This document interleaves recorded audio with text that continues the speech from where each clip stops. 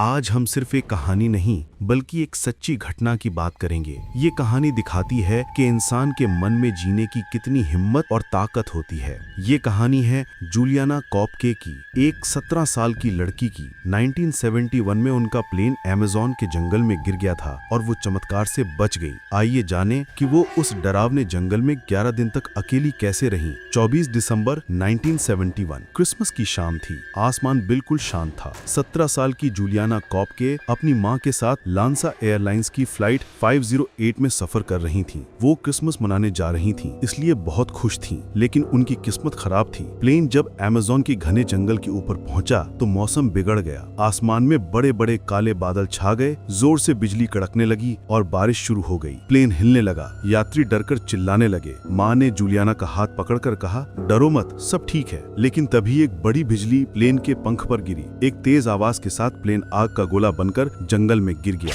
गहराई में गिरते हुए जूलियाना को दर्द भी महसूस नहीं हुआ। हवा के झटके से पेड़ की टहनियां और पत्ते उनके शरीर से टकराए। उनका शरीर बहुत दर्द में था। किस्मत से उनके सिर पर ज्यादा चोट नहीं लगी और वो एक नदी के किनारे कीचड़ में गिरी। थोड़ी देर बाद जब उन्होंने आंखें खोली तो चारों तरफ अंधेरा था। 17 साल की वो लड़की टूटे हुए मन और घायल शरीर के साथ उस डरावने जंगल में अकेली थी। उनके पूरे शरीर में दर्द था। सिर पर एक गहरी चोट थी और चश्मा खोने की वजह से उन्हें धुंधला दिख रहा था। उन्होंने माँ को ढूंढा पर कहीं कोई नहीं था। उन्हें समझ आ गया कि वो इस हादसे में अकेली बची हैं। प्लेन के टुकड़े जंगल में बिखरे पड़े थे। जंगल के अंधेरे में वो बहुत डर गईं, पर उन्होंने हिम्मत नहीं हारी। उन्हें अपने पापा की बात याद आई, अगर नदी मिले तो उसके किनारे किनारे चलते जाओ, किसी गांव या बस्ती तक पहुंच जाओगी। उनके पापा पक्षियों के एक्सपर्ट थे और माँ जानवरों की एक्सपर्ट। उनकी जीने की लड़ाई शुरू हो चुकी थी। उनके पास खाने के लिए कुछ नहीं था। बहुत सारे जानवरों से भरे जंगल में वो अकेली थी। उन्हें रास्ते में कोई फल या जड़ नहीं मिला।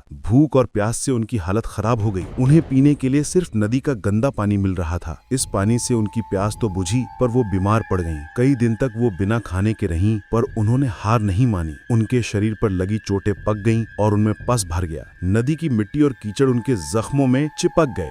दर्द के कारण वो ठीक से चल भी नहीं पा रही थी। फिर भी हर एक कदम से उन्हें नई उम्मीद मिलती रही। एक दिन उन्हें प्लेन से गिरा हुआ एक मीठा बिस्किट मिला। इससे उन्हें थोड़ी ताकत मिली और वो आगे बढ़ती रहीं। 10 दिन की लड़ाई के बाद उन्हें नदी के किनारे एक छोटी नाव दिखी। इसे देखकर उन्हें बहुत उम्मीद मिली। उन्हें लगा कि आसपास इंसान जरूर होंगे। उनके मन और शरीर को जैसे और ताकत मिल गई। वो नाव पर चढ़कर आगे गईं और थोड़ी दूर पर एक छोटी झोपड़ी देखी। ये चाय के बागान में काम करने वाले मजदूरों की थी। दर्द की वजह से वो ठीक से बोल नहीं पा रही थी, इसलिए उन्होंने आवाज देकर लोगों को अपनी हालत बताने की कोशिश की, पर वहाँ कोई नहीं था। वो दर्द में वहीं बैठकर मजदूरों का इंतजार करने लगी। 1 घंटे बाद 3 मजदूर वहाँ आए। वे अमेज़न के अंधेरे और डर में रहते थे, इसलिए वो जूलियाना को देखकर डर गए। उन्हें लगा कि वो कोई भूत है। मुझे चोट लगी है, मेरा प्लेन गिर गया था, जूलियाना रोते हुए बोली। मजदूरों को राहत मिली। उन्होंने उन्हें खाना दिया और उनकी चोटें साफ की। अगले दिन वो उन्हें हॉस्पिटल ले गए। जब जूलियाना हॉस्पिटल पहुंची तो वो ठीक से बात भी नहीं कर पा रही थी।